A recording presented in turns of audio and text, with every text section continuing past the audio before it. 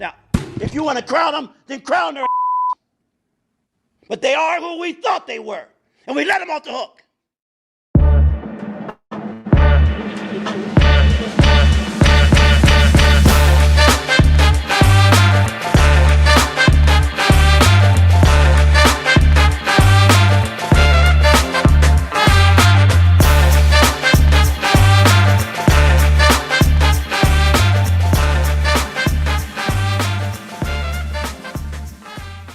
Welcome back to your Valley Sports Plug Live. It is Tuesday, August 4th, 2026.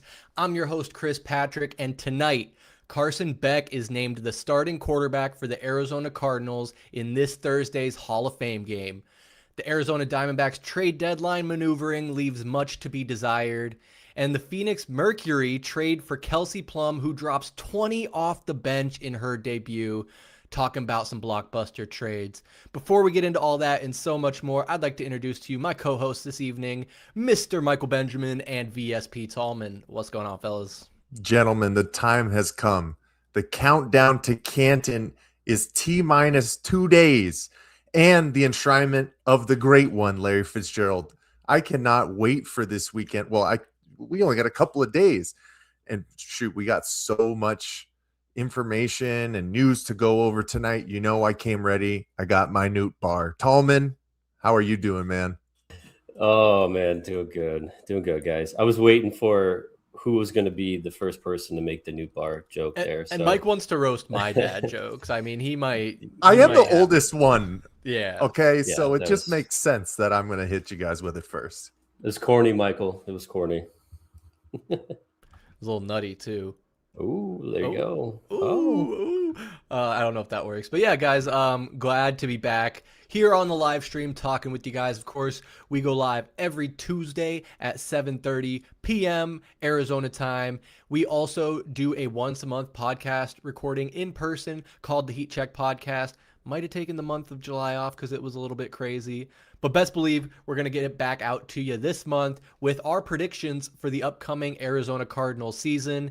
Every year we go game by game and give our predictions as to how it's going to end up. So be on the lookout for that. Make sure you are subscribed right here on our YouTube channel so you can see that video as it goes live.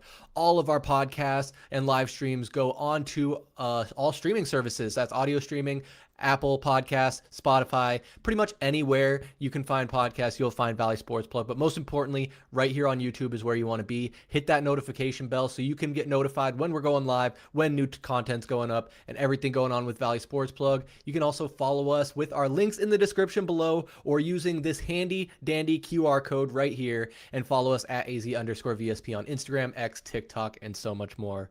But anybody here live, thank you so much. Anybody listening back, we thank you as well. Make sure you share this with a friend. And let's go ahead and get into the matters at hand here. Plenty to discuss, gentlemen. And I say we start right off with the most pressing matter, the team that's going to be starting this Thursday, kicking off the NFL season in the Arizona Cardinals, who have named a starter for the Hall of Fame game, and that will be one Carson Beck, the Cardinals' third-round draft pick. You can see the live ticker here as we record it on the board. 1 day, 21 hours, 5 minutes, and 45 seconds. Guys, I'm stoked. Football's back. We're talking about predictions. We set up the group chat for our fantasy football league over the weekend. We're going to be drafting on the 29th. And speaking of videos, I believe we're going to do a vlog style draft video again. Don't hold me to it. Don't hold Mike to it because he's going to be the one doing it. But it's always a lot of fun to get together with these guys. But with Carson Beck being named the starter, I personally am not surprised, but I'm eager to see what the kid's got. There were some reports earlier in camp that his performance was a bit shaky, wasn't completing passes, but it sounds like since he's thrown on the pads, he's looking a lot better, a lot more confident. Fellas, what do you think of the naming of Carson Beck as the starter for Thursday's game? Let me take this one first, Tallman. I'm excited. I mean, if you weren't already shaking in your boots with the general excitement of the NFL season right around the corner, this gets you hyped. And it's not because Jacoby Brissett is not starting. This is just the guy that we need to know if maybe he might be the future for the Arizona Cardinals as QB1. I'm so excited. Thursday at 5 p.m. Mountain Standard Time. It's already on my calendar, gentlemen. Tuning in at Tom Benson Hall of Fame Stadium in Canton, Ohio, going up against Kenny Pickett and the Carolina Panthers. It's crazy to think about it. Carson Beck could possibly be the only person to throw the last pass of a college football season and then throw the first pass of the next NFL season, if you truly think about it, because his interception ended the game when he was with Miami Hurricanes. But Chris, you talked about it. Camp has been a little bit up and down, but over the past multiple days, I'd say he has turned the corner. We know that there was that beautiful 2-minute drive that was all over social media from last week, hitting guys in stride. The accuracy issues are still going to be something. Obviously, he's a rookie, guys. You know, I'll be our Nathaniel Hackett. These guys are rookies. It's going to take some time for them to figure things out. But if you weren't juiced with the super low expectations, come on, you got to be excited to see this guy get on the field for the very first time in an Arizona Cardinals uniform and see what he can do, even if it's with backups. I don't care. I'm excited.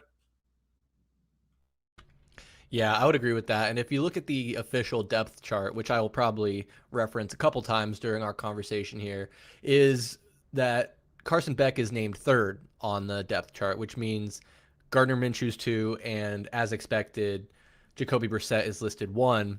I wonder, Keaton Slovis is still on this roster, so I imagine he'll get some run in the Hall of Fame game. I wonder if we're going to see any Minshew, though. It almost seems like we're not. It looks like they'll probably give Beck the first quarter or the first half, and then let Slovis finish it out. Tallman, what are your expectations from Beck, and do you see any possibility of him playing the full 4 quarters? Oh, yeah, guys. This summer, it's Beck versus Pickett. Who will come out on top? Dude, Tiny hands is not. He's not going to come out on top. I mean, we're going to see a lot of Beck. We're going to see a lot of Slovis in this preseason. I mean, especially with having the Hall of Fame game. You know, we have that extra game than the rest of the league.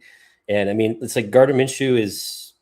I mean, you already know what he is. He's a veteran guy. You know, you don't need to see him get a lot of run. You'd like to see a couple reps in there. Hopefully the same thing with Jacoby as well, especially with the new offense too. So hopefully is it usually the third preseason game, or is it the second game that they call like the dress rehearsal?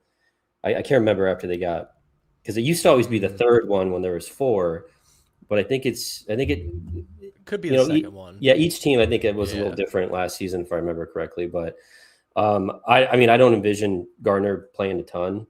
I mean, obviously, you only have the Jacoby's not going to get a lot of play time, so I think Gardner's probably going to start at least one of those preseason games. But I'd imagine you put Beck out there for that entire half, then let Slovis clean it up. But with Beck, though, it's like he has to get an opportunity sometime this season, right? Like we all are in that camp that he's going to be the starter at some point. So you got to give him as much time as possible in the preseason. But with this Hall of Fame game, guys, you realize this is our only nationally televised football game for the Arizona Cardinals this season.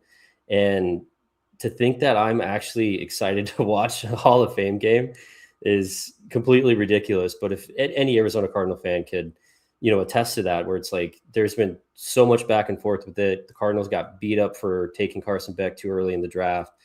And then just being able to lay your eyes on the kid and see what he can do in an actual, organized NFL game. Of course, not against all backups, but it's definitely going to be must-watch TV if you're a Cardinals fan.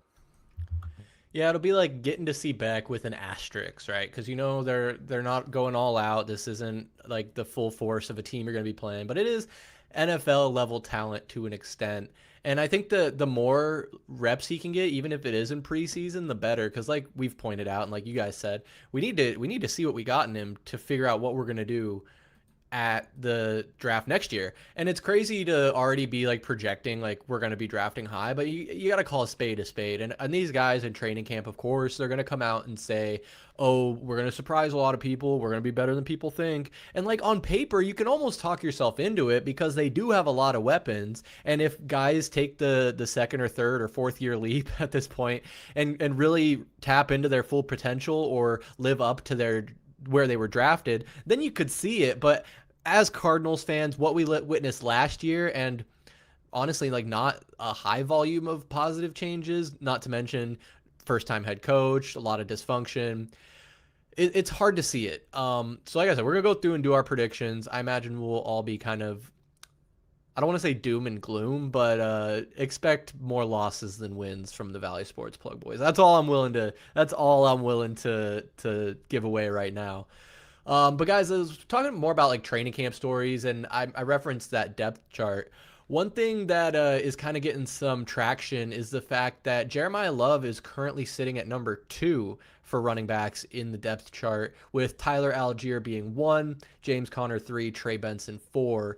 And Tyler Algier did have some comments about it where he basically said like he's not going to have a problem. Like, I'm paraphrasing here and I could be taking it out of context, but it sounded like he doesn't have any problem with Jeremiyah Love or, giving him that support and some mentoring, because he understands what it's like to be underestimated in the league, and he just wants to give everyone a shot, which I like that kind of teamwork and camaraderie, especially in a running back room. And in this day and age in the league, you're not just going to run one workhorse back out there, especially a rookie in a down year. So it makes sense to me that they're both going to get run. But Mike, what do you make of the positioning of the two, with what Jeremiyah Love is like a top 15 paid running back and the first round draft pick? Well, he's making over $50 million, and he's shown a lot of flashes throughout camp, but at the end of the day, there's still going to be a learning curve for rookies. And for what it seems like with Mike LaFleur, he's going to rely on, his veterans to a certain extent, right? That's why I'm not surprised to see Tyler Algier listed as first, but guys, just trust us. As the season goes on, and probably within the first 2 to 3 games, Jeremiyah Love is still going to be the bell cow. He's still going to be getting 20 touches minimum per game, because like Tallman alluded to on one of the other streams, we're going to be a run-heavy team finally, because I think we have the infrastructure and the actual powerhouse backs to do it this year, right? We're not relying on true fourth stringer Bam Knight starting games for us. We're not thinking Amari DiMercado is finally going to be the guy in his 3rd season, as Jonathan Gannon just loved him. That's going to be a, 4.5 yards per scrimmage runner. No, you have such great talent on here, but I think we're not done seeing some moving pieces. I know, one of the other things as well, just from the running back room, is Trey Benson has caught the injury bug once again. He's not been practicing. The Cardinals even claimed a guy named Evan Hull from Houston off of waivers this week as well. So I don't know if that's a good sign for Trey Benson already. And, there were talks about if there was somebody that needed to be moved, it probably would be James Conner, where you would work with him to try and find a situation where he could go be competitive for a team and maybe make a playoff push because of the great things and the slight legend status, you could say, for what James Conner has done in his time in Arizona. But if Trey's not going to be healthy, you're going to have to keep James around. So it's very intriguing, but I'm really not concerned at the end of the day when it comes down to feeding the number 3 overall pick. It's going to happen this year. Don't worry about it, folks. Yeah, it's almost like the people that were panicking at the rookie comments, where they might see this and be like, why isn't he RB1? We drafted him high. We want to see him. You're going to see him. That's a great point, Mike. You're going to see him. Tallman, I do want to get your take on the running back room, because of course injuries plagued that room last year. How are you feeling about our depth, and some experts saying it might be the best running back room in the NFL? Well, I'm feeling really, really good about it. I agree. I mean, it's for you to get Connor to come back. I know he's coming back on it was a horrific injury last season. But I mean, just to have him in that room with those two, obviously Jeremiyah Love being a rookie, but then Tyler Algier, I mean, just have him there as a mentor is great. And of course, you guys know I'm definitely a James Conner fan. So I anticipate him, contribute, doing his part, whether it's on the field or in the locker room. But I feel incredibly well about that room. And what's funny is was that on what you're showing up that depth chart, Chris? Was that on the Cardinals website? That was on the Cardinals official website. Yeah, because I have it pulled up on ESPN, and of course it's ESPN. But they have Jeremiah Love listed as a starter at running back. But I mean, Mike, you absolutely nailed it. I mean, the kid's making way too much money. I mean, he's the 9th highest paid running back, and he hasn't even touched the grass yet. But I feel like we should anticipate, though, some type of split at first. Because, I mean, with Tyler, it's like you paid him some money too. He's a proven player there in the league. I anticipate him getting his touches. But there's no doubt about it. Love's going to emerge as the number one option. It's going to be very clear. I'm thinking a little bit. I feel bad for Algier saying this, but I bet you it looks a little bit like what it did in Atlanta with Algier and oh God, how did he just got paid so much money, and I'm whiffing on his name. Bijan Robinson. There you go. Yeah, I know you know who that is, Chris. That's going to be your keeper there. But yeah, Robinson getting that huge contract, but I envision it looking something similar to that, where it's going to be Love's show, but then you're going to have Algier that's going to come in. He's going to be supporting, and I envision that he's going to get a crack at some of those short goal line touches, and be that vulture that he was to Bijan with the Falcons. But I don't know. I don't see a world where Trey Benson, even if he's healthy, where he plays his way into a role on this team. I just don't think it's going to happen. And he's got to hope that he can get that health back, because he's going to have an opportunity to show. He's going to get a lot of runway in this preseason. There's no doubt about it. I mean, with Love, it's like, I mean, do you kid glove him all the way through the preseason? Do you let him, run with it? I don't know, but he's going to have, along with his buddy Bam Knight, they're going to have a lot of opportunity to touch the ball in the preseason. So, but no, this is great. Just too bad we don't have even just a mediocre to good quarterback that could fit in this offense, because we'd be looking at a much different future for this team in 2026.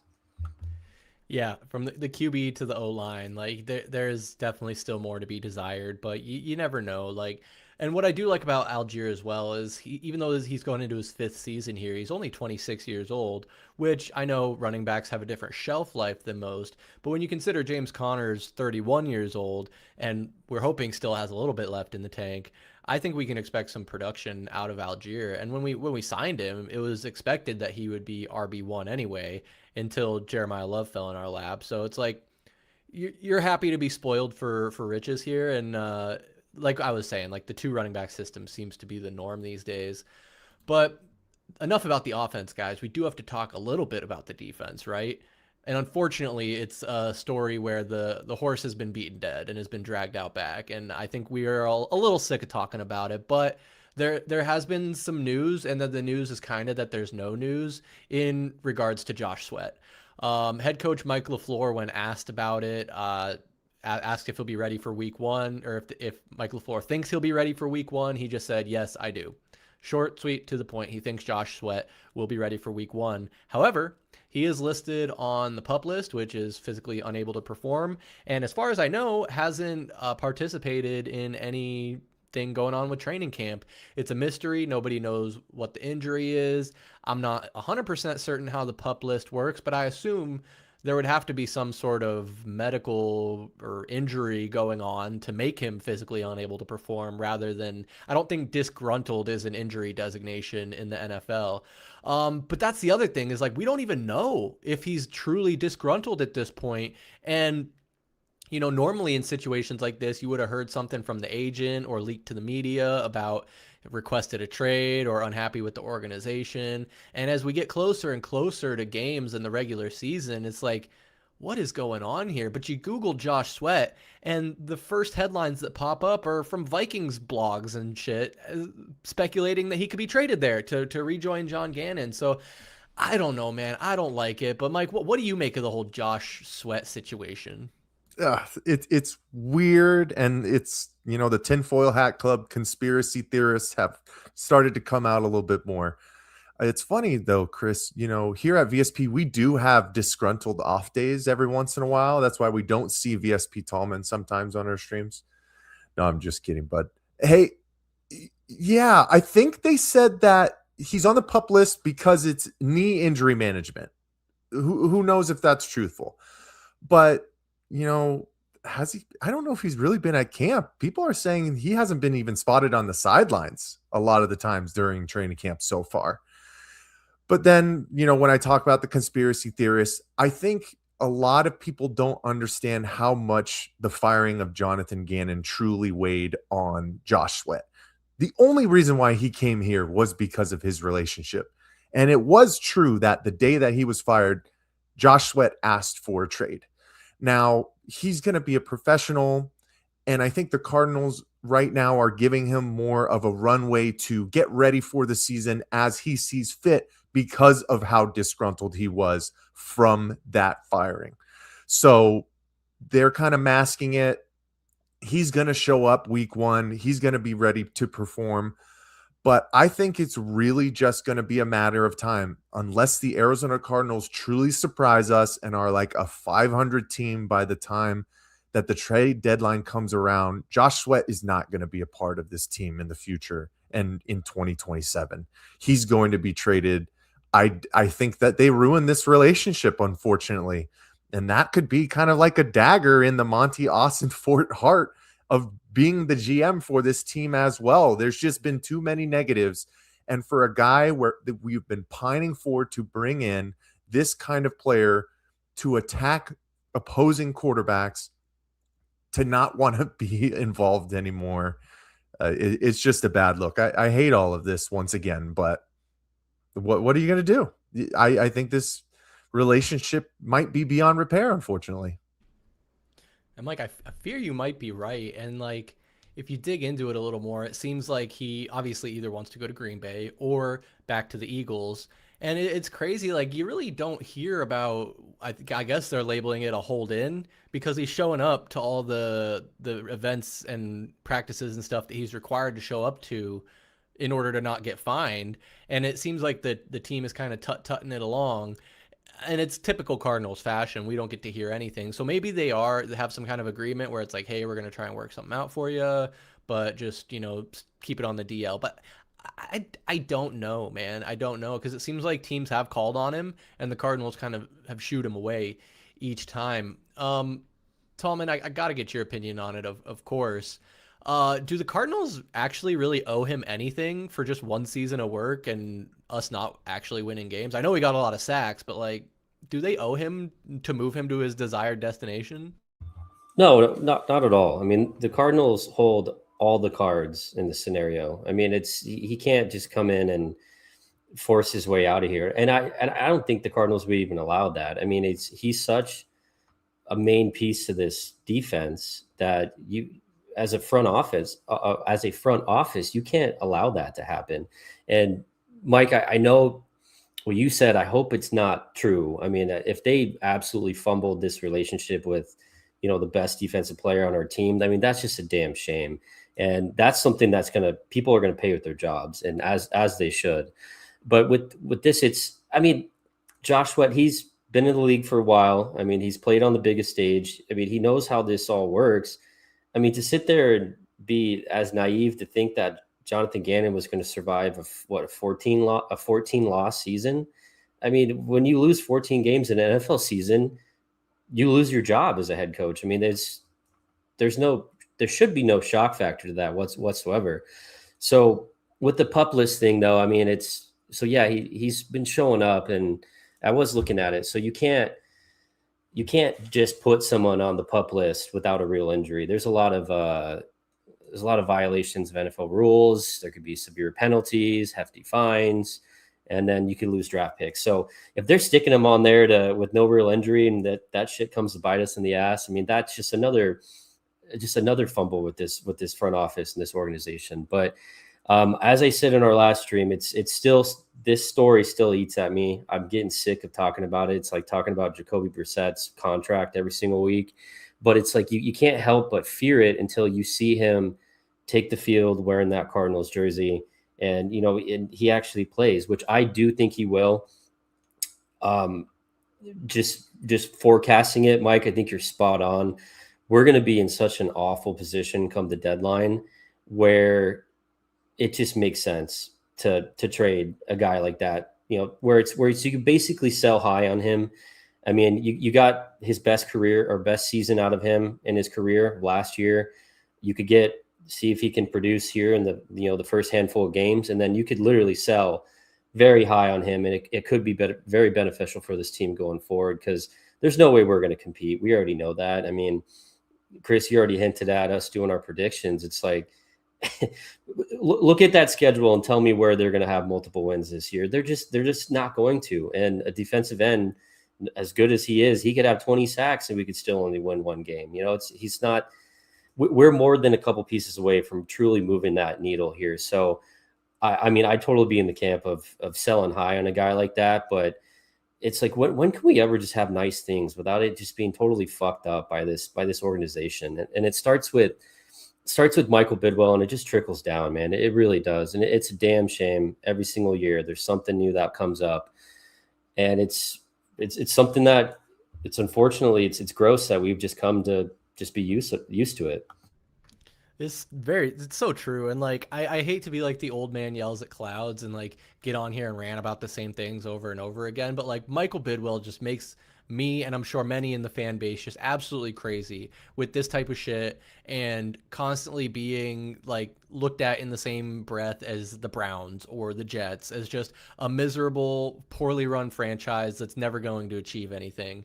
And having to be a fan of a team that's lumped into those types of categories is so disheartening. And he has every opportunity to do better and just refuses to do it because of his own fucking ego, I have to imagine. I can't think of any other reason other than this dude is a power-hungry egomaniac who needs to be at the center of everything and have full control. And even though he seems to be very money motivated, he refuses to just walk away and cash a check and let his money printing machine work. Like, I don't know. I could sit here and rave about Michael Bidwell all day and night, and I have, and I will continue to do so. But at a certain point, you just have to move on. And before we move off of the Arizona Cardinals and on to talking some baseball, I would be remiss if I didn't mention and give you the opportunity, guys, to talk about one Larry Fitzgerald being inducted to the Pro Football Hall of Fame. The enshrinement is scheduled for this Saturday, August 8th at 12 p.m. Eastern Time. Goodness, so you gotta wake up a little early if you're here on the West Coast. I think that's 9 a.m. Arizona time, so don't party too hard on Friday if you want to catch the enshrinement. But Mike, what does this mean to you personally and to the fan base of the Arizona Cardinals as a whole? Well, to me personally, I mean, it means a lot. I was becoming a young adult when Larry Fitzgerald went on his tremendous run in the 2009 playoffs when he put the Arizona Cardinals on his back to Super Bowl 43 and had this franchise for the first time ever, like 2 minutes and 34 seconds away from their first ever Lombardi trophy. I will just never forget that month and a half. You guys know the story that I've told. One of my favorite games of all time was the season before when we beat the hell out of the Rams and Larry and Anquan and Kurt had a great season. I said to myself, something's going to be special. And it's been awesome to go down memory lane because, the time frame for guys to get inducted into the Hall is 6 years since the last season that they play. And I can't believe it's been that long since we've seen Larry Fitzgerald suit up for the Arizona Cardinals. He's going in with a great class, guys. Drew Brees, Luke Kuechly, Adam Vinatieri, possibly the best kicker of all time, and Roger Craig finally getting his nod for the San Francisco 49ers. But like I said, going back to it, it's been fun going down memory lane.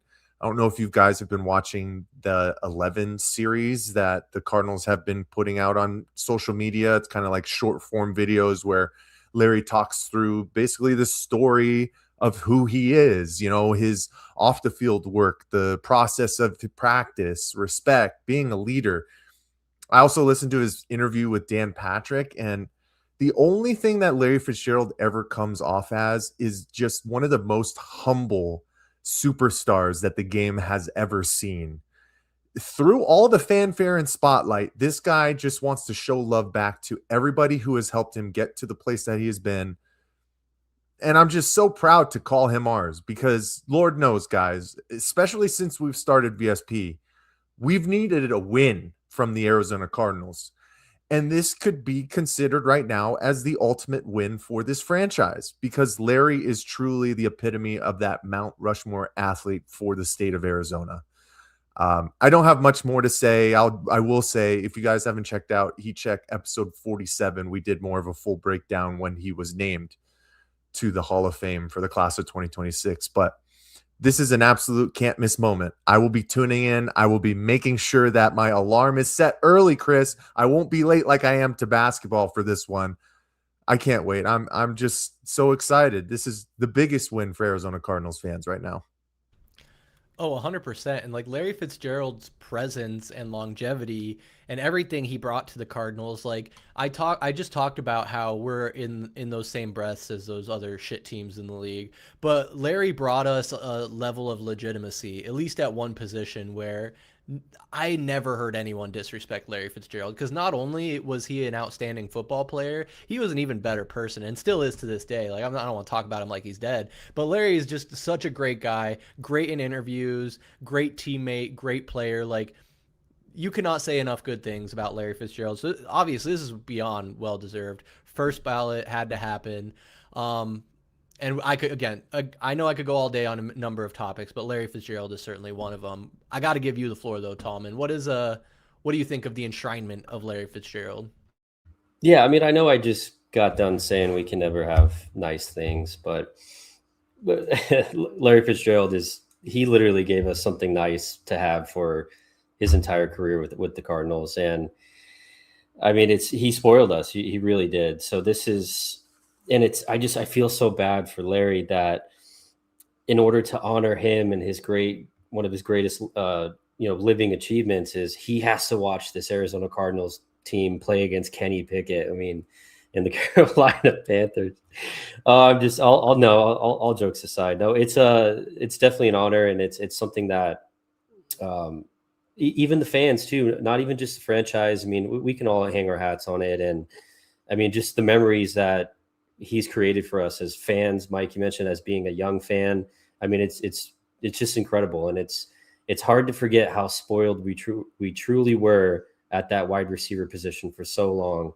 And I mean, it goes back to me when that was it 2015, the playoff run, where that first play of overtime, he ripped that 75-yard catch and run, and then that's when they whipped out that shovel pass, and he scored that touchdown to win that game in the divisional series against the Packers.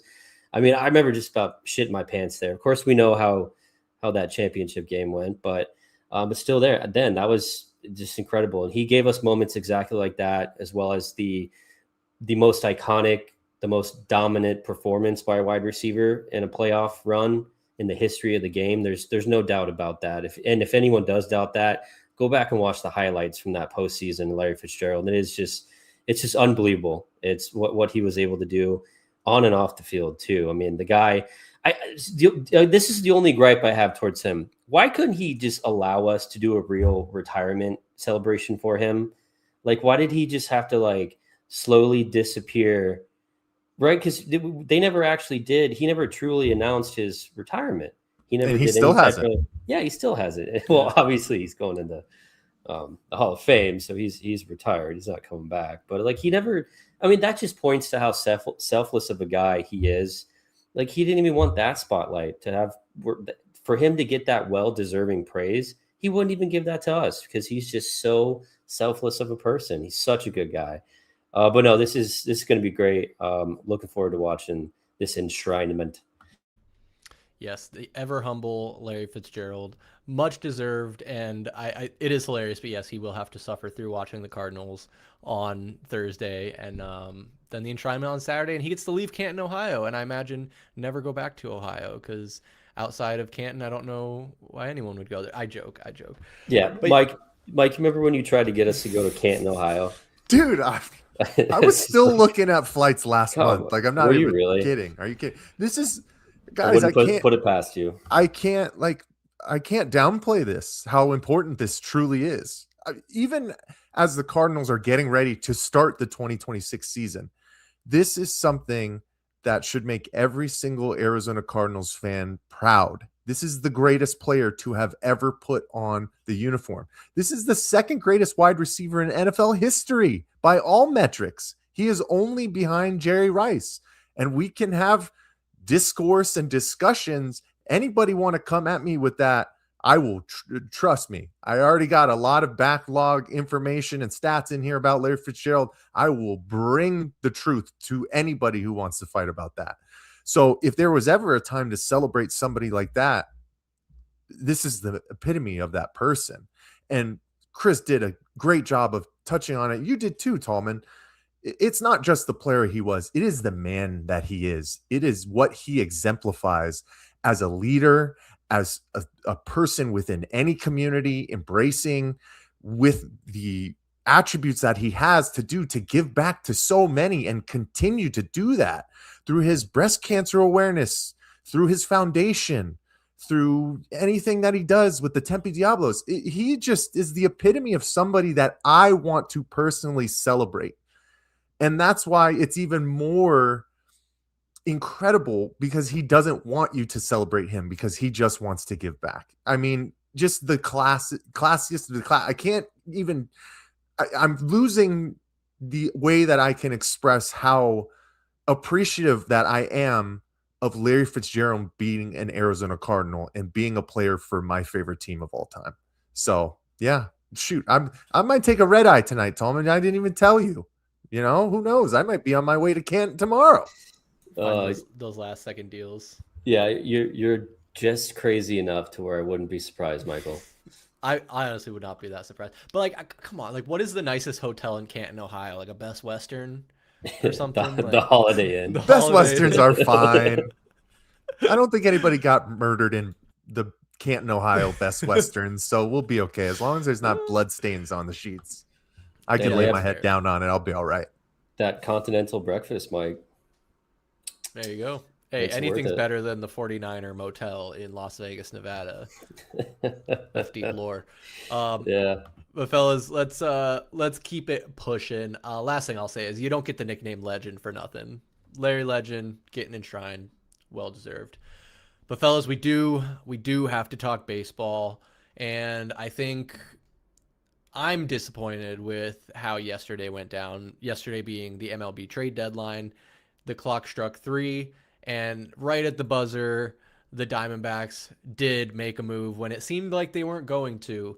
We'll get into kind of more of the stories that have come out about who they were shopping for, how those talks went. But first and foremost, let's just start off with talking about the lone acquisition, a left-handed bat, former teammate of Nolan Arenado in Lars Nootbaar, who is an outfielder, a position the D-backs have aplenty. So they didn't add a closing pitcher, didn't add a starting pitcher. Instead, they added a platoon guy, a left-handed bat. We did need a left-handed bat, but I don't know, guys. I don't hate it. Like I'm happy to have Newt here.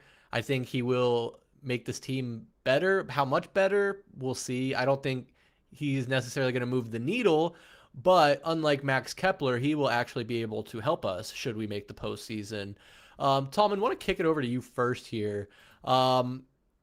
Just as it pertains to Nootbaar, we'll get into more about the trade deadline, but what do you think of the player and how he slots in with this team? Yeah, I mean, he checks a box, and then he also checks a box we didn't know it was there, which that box read add a player with a really kick-ass name. So it's going to be Lars Nootbaar. I mean, he can't. I mean, he's playing his new first game tonight. I mean, you got all the fans already yelling "new" when he comes up to bat. So, but the one actual real box, not one I just made up, was getting a left-handed bat that you can slide in there. I mean, D-backs have struggled against right-handed pitching this year. So he fills that, and you nailed it with the Max Kepler piece. Because of PED Max, he's not eligible for postseason if this team makes a postseason run. And it's funny that we even, point that as a reason why adding Nootbaar is, somewhat of a positive, because I never thought in 100 years I would think that Max Kepler was going to be a major part of this lineup. And turns out that he is, right? We all kind of scoffed at him being added, and it was the breaking news. D-backs have signed Max Kepler to a minor deal. It's like, how the hell is that breaking news? But no, Kepler's fit in nice. I mean, he's damn near playing every single day now. He's got that slight bit of power from the left side, and Nootbaar kind of gives us that too as well. Little concerning though. What is it? He had off-season surgery on both his heels. I mean, he only played maybe, I think it was 48 games so far this season, with not the best stats through, over 150 at bats. So, but he's a player that, we're familiar with. I mean, he spent his entire career with the Cardinals. I mean, I can recall a handful of times watching him play as a Cardinal against the D-backs at Chase Field. And if you look up Nootbaar's stats in Chase Field, he hits pretty damn well in this park. But then, as I said that phrase, it also feels like a lot of other really good players play really well in this park. So I don't know if it's a stadium thing or if it's just something that reflects poorly on the D-backs as an organization. But it doesn't get the juices flowing, right? It did hit that box. We need that left-handed bat, someone that does have some pop with the bat. But a dude that's coming off a serious injury, man. I mean, surgery on both your heels. I mean, what, did he not walk for like 3 months? Like, Jesus, what's going on there? But I think a big part of it though was, us not getting Kepler in the postseason if we were to stay where we're at. But it's just, I don't know. It's not as sexy as some of the other names, but hey, at least they got one goal accomplished. So way to go, Mike Hazen. Yeah, I'm not even gonna try and I was like both heels. Like what kind? I've never heard of double heel surgery. Bilateral, baby. Yeah, to remove Haglund's deformities. Something to do with some bursitis type thing, potentially Achilles tendonitis. Doesn't sound like anything good or anything I want to deal with. I've had bursitis in like my knees before from being reckless and banging them on stuff, but like, I don't know, on the heels, you kind of need those to run. I think could be uncomfortable otherwise. But yeah, we'll see what he can contribute, man. I don't hate it, but like I said, I don't know if it necessarily moves the needle as far as we need it to. He did slot in at DH tonight, and I think his familiarity with Nolan Arenado is going to help him acclimate to this team and become a part of this locker room quickly. He kind of said in his presser that Nolan had told him about how great the organization is, how well he's been treated, and now he gets to play here. And I guess him and Arenado are really good friends. When the D-backs were in St. Louis earlier this year, Nolan went over to his house, had some dinner. So they're good friends. So I think that camaraderie could help. It's disappointing when we don't get the positions we need. And so I do want to dive into that a little bit. Mike, did you have anything? I know you were eating your Nootbaar there, having a little break. Did you have anything you wanted to add? Yeah, I'll hit you with another dad joke. I mean, I like this Nootbaar more than I like that Nootbaar. Sorry, guys. That's the last one I got for tonight. But you guys pretty much touched on everything. I mean, he's not that young. He's 28, year 6, lifetime 240 hitter.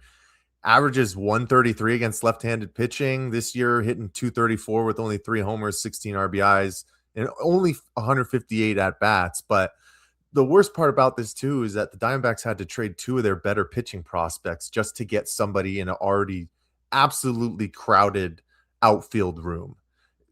And it's like, how is this guy just going to be primarily DH and play like every third day? Because man, you still, it has to be a priority to play these young guys. You have to continue to give everyday at bats almost to Ryan Waldschmidt right now. Since he's come back up, he's hitting over 350. Jordan Lawler's right around the time frame. If you want to keep winning, you still have to play Max Kepler, even though he's not going to be able to play in the playoffs if you do it. He's been a true catalyst on the offensive end over the past 2 weeks as well. And then Lourdes is coming back too, and Tommy Troy. It's just like, where are all these at-bats and playing time going to go for this guy? But that's really all I have to say to him, Chris. We have to get into the comments from Mike Hazen and what seems like kind of a strikeout trade deadline from the Arizona Diamondbacks. Yes, Mike, we do. I don't have, and maybe you do, the Hazen quotes. I've only heard about it kind of secondhand, and I know the big one, obviously, we wanted to address starting pitching, and the the big story I want to talk about is the potential deal for Clay Holmes from the Mets falling through at the last second. I guess they were looking into some of the medicals. Like, the deal was agreed to. They were looking into some of the medicals before they sent it to the league office and signed off on it or whatnot. And the Mets came back and basically said, hey, we saw something we didn't like on the medicals, and we've decided to go in another direction, effectively cutting off the negotiations right there. I guess normally it's a custom in that type of situation to be like, okay, you don't like this one guy's injury stuff. We have all these other players available. Who do you like on this list? Maybe two guys that you like on this list. But instead, the Mets shut it down and went in a different direction. I believe they traded him to the Chicago Cubs. I guess they like that return better. So it's disappointing because I imagine, and I feel for Hazen to some extent, because I'm sure he put a lot of time into those negotiations and thinking it was kind of a done deal. And it seems like it basically was. And so he wasn't putting a full effort into going out to possibly get other pieces.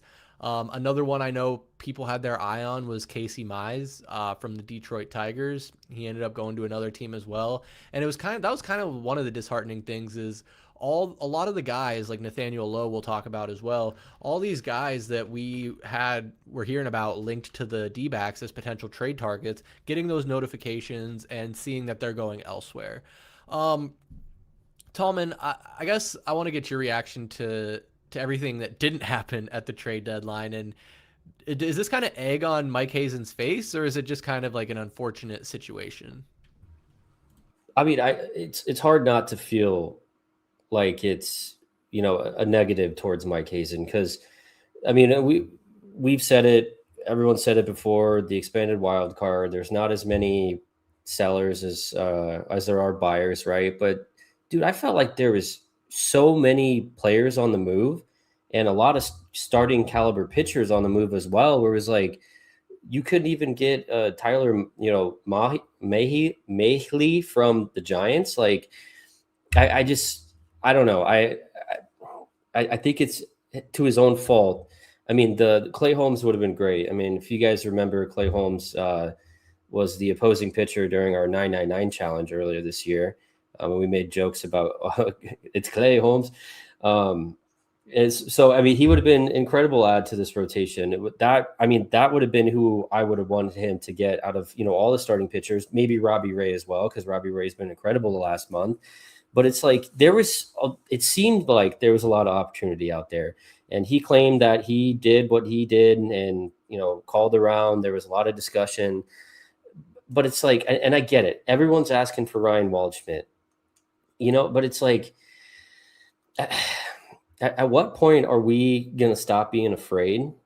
And, we're going to go out and get the pieces that we need. Granted, I'm glad they didn't, trade off Ryan Waldschmidt, because he's been hot the last couple of weeks. I think he's going to be a great player on this team going forward. But it's like how do you not come in with like, hey, there's these young guys that we have to be willing to get rid of. I mean, we talked about it, Chris. I remember you asking a question. You're like, who's going to go? Because someone's got to get traded if we're going to buy and add some serious pieces at the deadline. Is it Troy? Is it Waldschmidt? It's like, I get that he's looking at them as shiny objects to hold on to, but it's like, how are we ever going to compete with no salary cap baseball and teams like the Dodgers and the Yankees? It's like, I was screaming at the last hour there, like, find a way to get Alec Burleson from the Cardinals. I mean, you'd have to give up some of those young pieces and probably a decent amount of them, but it's like he'd fit in perfect. He's that power bat that we need, and he's not great defensively, but he would have slotted perfectly at first base.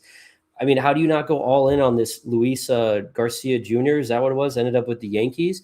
His first game, he smashed a home run. It's like, but the Yankees gave up 4 pitching prospects to get him. It's like, it just makes me feel like he doesn't have that belief in the team, even though we've been one of the best teams, if not the hottest team in the National League this last month. It's like, you gotta sell some of your key guys, even if they're on the major league team, the young guys, to get these serious pieces that we need to get over the hurdle here. Because it's like, if we don't get over that, we're never going to be able to compete. We're never going to be able to be even remotely in a true division race with the Dodgers.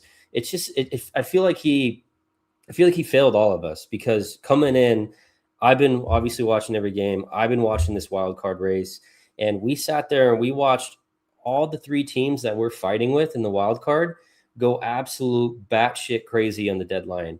And we did remotely close to nothing. I mean, we added Lars Nootbaar with surgically repaired heels. I'm just kidding. That's mean to Lars. But it's like you mentioned the Cubs went crazy. The Phillies literally are changing up their entire defensive approach just to fit in Luis Ariz. And then you look at the Padres, who we're getting whooped by right now. I mean, they added 2 serious starting pitchers with the Casey Mize and then with Robbie Ray. It's like you're watching this slip away slowly because everyone else is reacting that's fighting you for those wild card spots, and we're sitting there standing pat, again, relying on people that are hurt to come back and save the day. And it's just it feels like he failed us. It really does.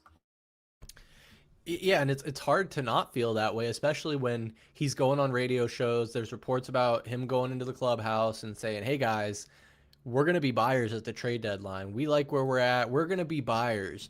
And then this is all you pull off. Like, it's just, and if you're a guy in that locker room, I could see it going, a couple different ways. One of them being like, wow, you told us we were going to get some help here, and now this is what we got, and we got to push through. I mean, they could use that as motivation to be like, all right, guys, we didn't get any extra help, but we know we're good enough. Let's rally. Let's do this. So, I'm sure there's always a spin. Torrey's got to put together a rousing speech, but it's just so disappointing. And even watching like the Pirates make a bunch of moves, like the Pirates are like a poverty franchise, and like they're making a wild card push. So, dude, the Pirates rebuilt their entire bullpen. I mean, they're like one of the top offenses in baseball. And they were like, hey, we got some good going here. Because the one thing was their bullpen was total shit. I mean, they added like 3 actual legitimate relievers. And it's like, we obviously just, we tried to shit it away against that series recently to get them, but we went into Pittsburgh and won that series. And you see the Pirates doing that, and you nailed it, Chris. They are a poverty franchise. Why do the D-backs have to always be lumped in? Like how are we not making moves and the Pirates are? Like it's crazy. Yeah, I find it hard to understand. I guess before the trade deadline, I had some illusion of the D-backs actually having a pretty deep farm system, and it turns out that it's not the case. Like, according to Fangraphs, D-backs have the 21st best farm system in the entire MLB. We only have 2 players in the top 100, and you've probably never heard of them. 85 is Demetrio Crisantis, and 88 is Casey Cunningham. Crisantis, I believe, is the player that was offered to the Mets for Clay Holmes, and they said, nah, he had an injury in college, so we don't like that. Kind of seems like a bullshit reason to me. But nevertheless, I mean, Mike, what are your thoughts on this whole conundrum and what Mike Hazen didn't do? I think the worst part about this whole scenario, and Chris, you brought it up, is Mike Hazen having to go back in front of this ball club after he talked to the team, it sounds like, about how the trade deadline was going to be in their hands. If you show up and show that this team is ready to truly compete, I'll do my part. And from all intents and purposes, he did not, right? Chris, you asked for the quote. I got it here. He said, yeah, I don't know. We offered a lot. So all the way to the top of our farm system, etc. I had to draw the line on the major league team on some level. There were some of those asks. Taking guys off the major league team comes with a bigger risk. Taking guys out of the bullpen, taking younger players off the team that we need. But from a prospect standpoint, I felt like we were very aggressive. But the proof is in the pudding. It's all about the results, right? The only result is a guy who just had bilateral heel surgery, who has been hitting under 240 the entirety of his career, who's coming off of just a ridiculous injury, who's going into an outfield that needs 5 to 6 other players to be consistent contributors for this team moving forward, for this team to be successful. And I'm still talking about guys that are coming back, Lourdes Gurriel Jr., Jordan Lawler. What you needed to address, yeah, Tallman, you said it, you got another left-handed bat, and I think I had texted in our text thread, this is kind of like insurance as well. If the Diamondbacks do make the playoffs, you at least have another left-handed bat with Lars. But you needed a starter. You needed a first baseman. You were close with Clay Holmes, but like I said, the proof is in the pudding. It didn't get done.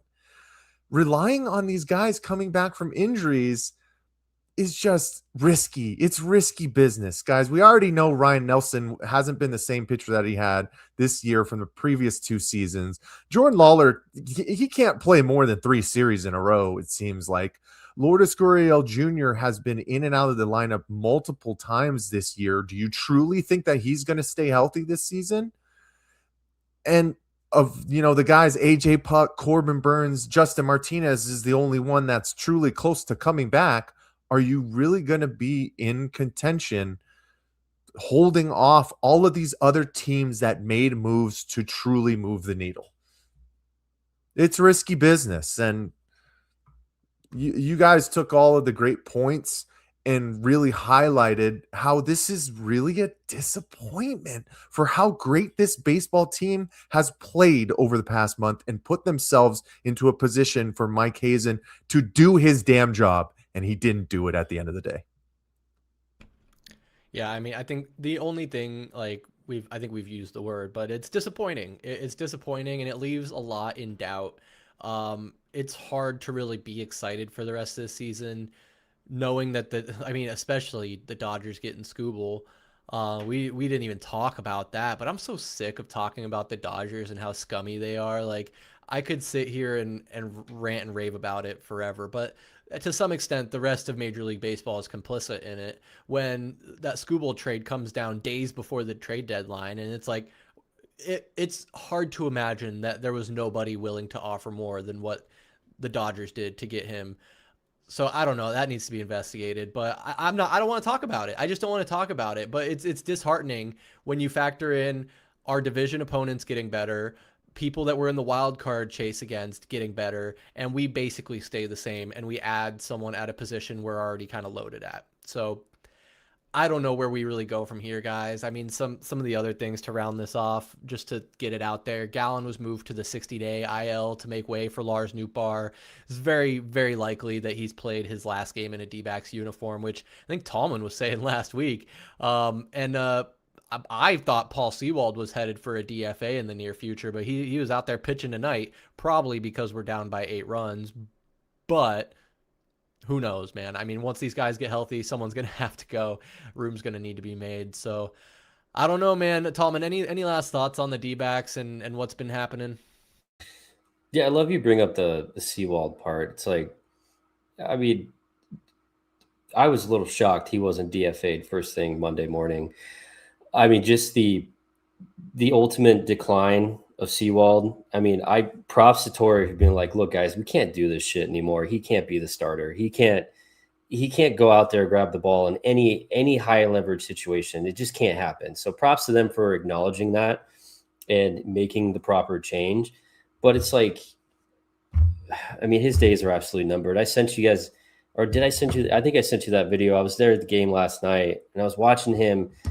He was walking from the bullpen, and it took every ounce of me not to yell something mean at him just because of obviously I wasn't going to do that. I don't want to be that guy. And maybe I didn't have enough value beers yet for a Monday night to be able to say something like that. But why did you have to bring that up, Chris? But no, it's hard. I was so fired up too.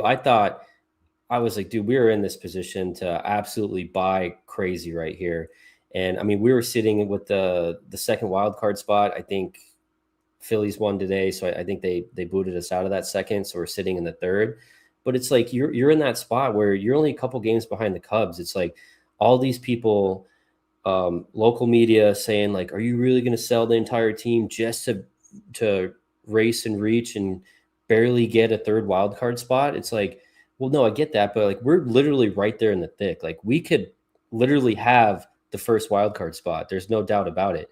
I just being afraid or to the idea of Ryan Waldschmidt being untouchable through this whole thing is crazy to me.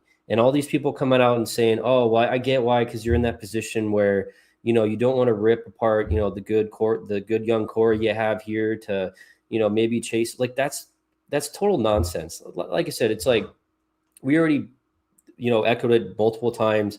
All the people around us making moves. I mean, the Dodgers don't give a shit about prospects. That's evident every single year. They just get rid of every young player they have just to bring in, you know, the biggest and best stars. I mean, look at the Padres. The Padres every single year absolutely deplete their farm system, but they're sitting there with 2 starting caliber pitchers today, and we have 0. It's like, and I get Waldschmidt's, he's slowly becoming one of those young fan favorites, but it's like at some point you gotta get off of assets to get, you know, better assets in the short term. You know, like with the Luis Garcia, it's like, would you rather have him on your team right now or Ryan Waldschmidt? Like, would you rather have a really clear-cut solution at first base and a very consistent power bat in the middle of that lineup? Or do you want Ryan Waldschmidt, who's going to get defensive replacement by Jose Barossa in the 9th inning every single night? Like, it's ridiculous. And you bring in Lars Nootbaar. Lars Nootbaar is going to play center field. He's taking a bats away from Ryan Waldschmidt. So even in the short term, it was like Lars Nootbaar was your solution if you got off Ryan Waldschmidt and you got a legitimate starting pitcher in return or an actual first baseman in return. Like, why don't you do that?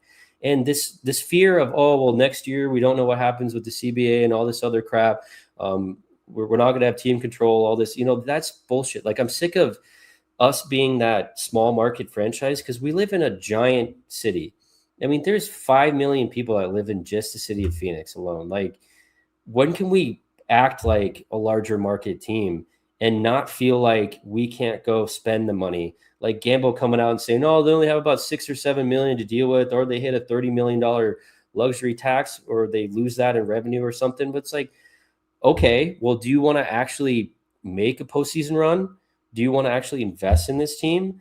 Like, at what point is everything dollars and cents? Like this is, we're stuck in the Stone Age as a baseball team when we could absolutely be doing not exactly what the Dodgers are doing, but to a certain extent. Like, I know we're higher in payroll than we have been, but it's like you've already spent that much money. How do you have a hard stop based on how this team is playing? Like, if you added a big bat, you added a starting pitcher, and then you get Corbin Burns back, AJ Puck back, Justin Martinez back, Jordan Lawler fits in, Soroka's coming back. It's like, dude, we would be unstoppable. And you would feel over the moon about this baseball team if we added 2 legitimate players at this deadline, and we couldn't do anything remotely near that.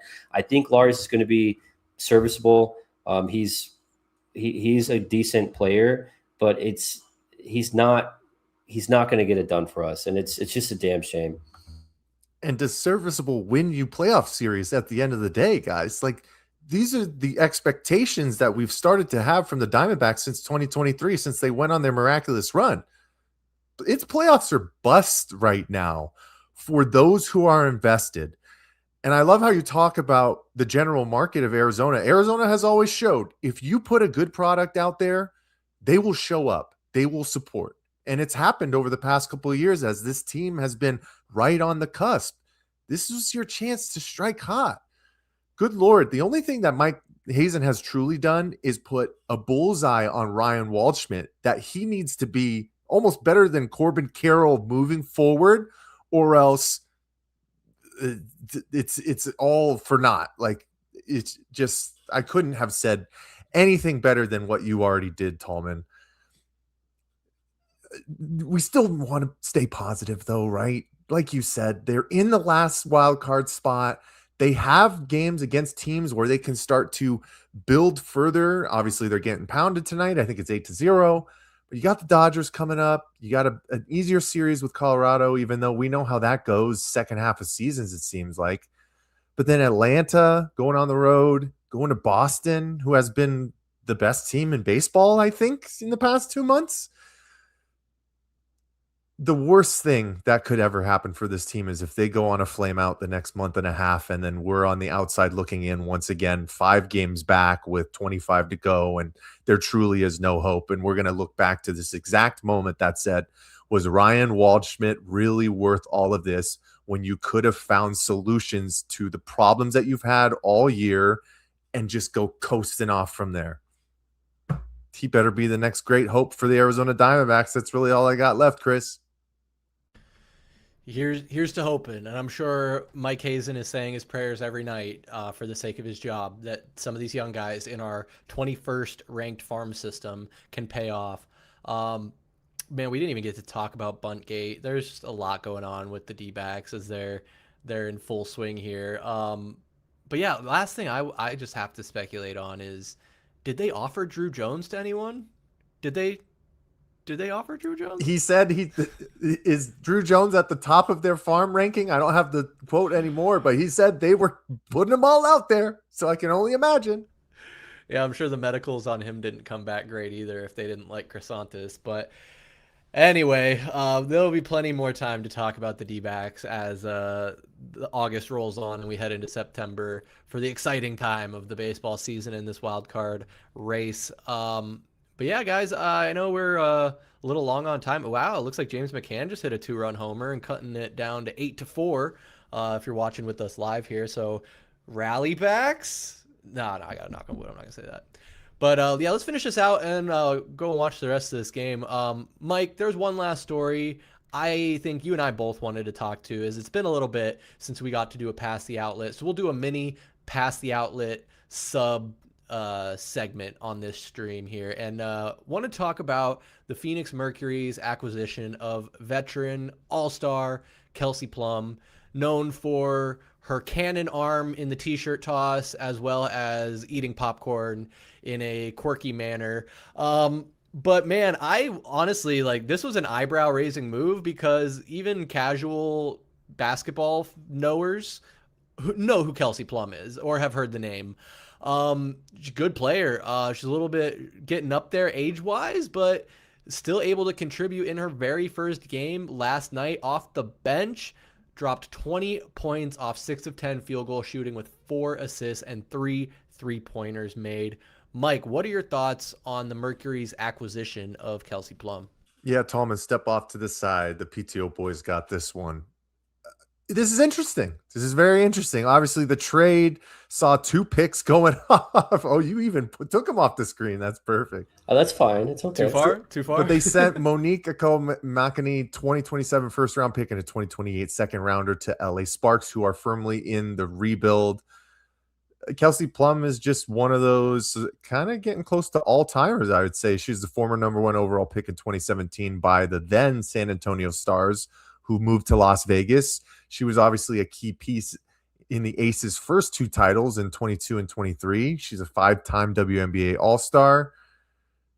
She's only played 12 games this year because she's been dealing with ankle and lower leg injuries, but she was averaging a career high, 23.9 points, 6.4 assists on about 53% from the field and 38% from deep. You already talked about the immediate impact she made last night, including that dagger with less than a minute against Chicago.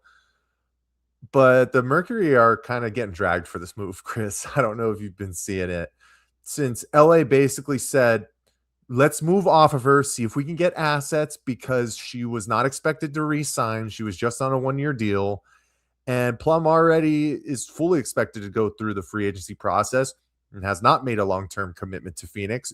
So if they leverage this capital for a team that is on the outside looking in of the playoffs right now, where they're 5.5 games out with only 13 to go, this is a huge risk, an absolute huge risk. So I always love when the star power comes to Arizona, though, right? Like, Kelsey Plum is still one of the best players in the WNBA. She's a dog. You even said it, Chris. Her nickname is Plum Dog. I hope that Mercury can capitalize on this, getting a nice running mate along with Kalia Cooper, who had a great game last night as well. But if she doesn't re-sign with the Mercury, I think this is a bad move for the franchise. But at the end of the day, if you haven't seen a Mercury game, now is your time to get out there. She's a stud, man. She's a great player. She's one of the best in the league. And hopefully the Mercury can go on a nice little run here to end the summer for the WNBA. So this was kind of off to the side, because technically I think this was only the 4th time in WNBA history that an all-star has been traded in the middle of a season. It just like doesn't ever happen in the 30 years of the WNBA. So this is this is history. We're seeing history. Yeah, it definitely, like I said, it raised the eyebrow. Is definitely, attention grabbing. But Mike, great job outlining the concerns. I mean, there's just I think 13 games left the Mercury have this season, and they're a good 6 games out of the playoffs. So they're going to have to start winning out. And that starts tomorrow in Atlanta, taking on the Dream and Angel Reese, who are a very good team out there in the East. So we'll see, man. But yeah, we'll see if she resigns as well. I mean, you'd think that for what they gave up, the Mercury might have had some assurance that she'd sign, but I don't know what that looks like. I honestly don't. But fellas, this was fun as always. Love getting on here every Tuesday night and chopping it up with you, talking Valley sports through the good, the bad, and the ugly. And more often than not lately, it seems like we're dealing with the latter too. But there is going to be some good on the future, on the horizon in the future, something like that. I can't talk anymore, so I'm going to give it up to you guys to share your last thoughts before we get out of here. Tallman, what you got for us? Yeah, so always fun, guys. Always fun. I do just want to, so I know I in particular was pretty negative, Mike Hazen, what we had at the trade deadline. Do want to point out he is pretty responsible for where we're at right now. And, us even being able to talk about it, right? Because I was thinking about it there, stewing some more. And it's like some of this criticism needs to go to who our stars are. I mean, we talked about a month ago about how the big three haven't been doing anything. I mean, Corbin Carroll, Ketel Marte, this last month, dude, they have been horrible. They haven't done anything. They've been so quiet offensively. And it's like every single night, Corbin Carroll, you watch him strike out, or he dribbles one over to second base and is thrown out. Ketel Marte swinging a wild bat. The dude's got no patience in the box. It's like, if we could get these guys together, and if they're able to get on track, like we know they can, we could be in a much better situation, right? And it's not all doom and gloom because we didn't get Clay Holmes or Robbie Ray or whatever. I mean, we're still fighting tooth and nail with what we have right now, with all the injuries we've had, and I still have faith in this team. I really do. I mean, guys, they're 15-21. Their last 21 games, they've won 15 of those games with Corbin Carroll and Ketel Marte literally doing nothing to contribute to these wins. So there's some fight in this team. There really is. So it's not all hope is lost here. I mean, we're still in a really solid position. I know, Mike, you hit that a little bit towards the end after I said Mike Hazen failed us. He didn't fail us. He failed us in the short term there when we were all fired up thinking we were going to make some type of splash, and it just didn't come to fruition. But I'm still very optimistic. I'm still all in, which I know you guys are as well. So just wanted to clear that up here. Thank you, Tallman, because you are the Diamondbacks optimist out of the group. So if we would have left on that foot, I wouldn't have felt good. So I appreciate you leading us off with that. Yeah, stay excited, Diamondbacks fans. This team has everything in front of them. They got guys who have been injured for a long time coming back. We'll see how that goes, right? I mean, my goodness, if Corbin Burnes comes back this year, it's going to be, 14, 15 months since the last time he pitched. We'll see what he can do. He still is one of the best in the league, so there's confidence. But a couple of things I'm excited about. Chris, you touched on it at the beginning of the stream.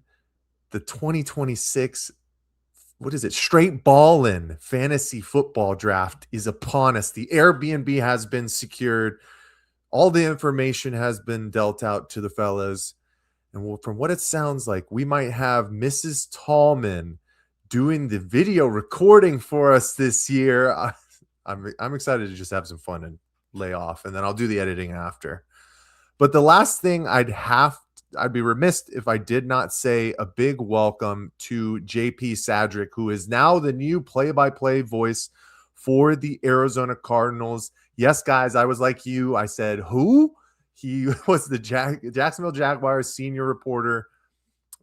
He just has a bunch of experience. He spent 14 years with the Jacksonville Jaguars, and he, has over 20 years of game call experience, it sounds like, from Westwood One to Touchdown Radio.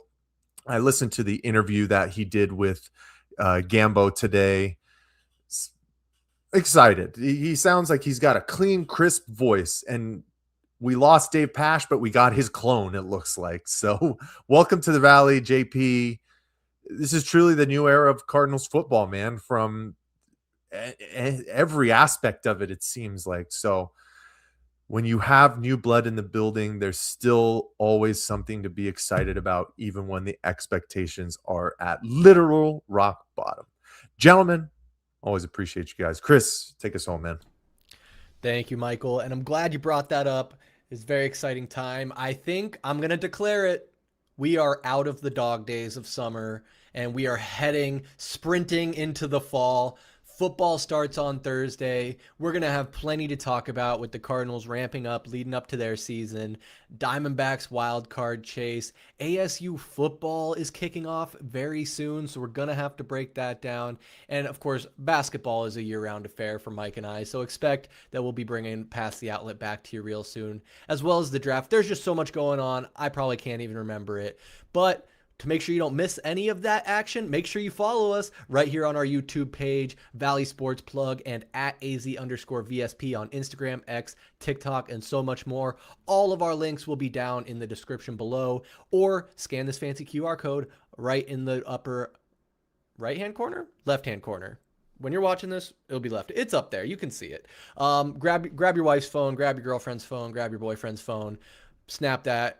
Make sure you're following us, subscribe, and hit that notification bell so you can see when we're going live and bringing you new content. Enough of the plugs. Thank you all for tuning in live or listening back. For Michael Benjamin and VSP Tallman, I'm Chris Patrick, and we'll see you next time. Peace.